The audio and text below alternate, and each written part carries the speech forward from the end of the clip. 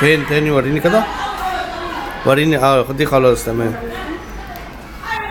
دي ايوه دي في عيد ميلاد مامتي بالظبط. عيد ميلاد مامتك؟ عيد ميلاد مامتك امتى؟ 25 يناير. 25 ايه؟ مش عارفة بس هي كان يوم 25 يناير. كان يوم ايه؟ 25 يناير. يناير؟ ده انت اللي عاملاه مش كده؟ طب تاني اقلبي كده. دي الأول. ايوه دي احلى. فين احلى حاجة؟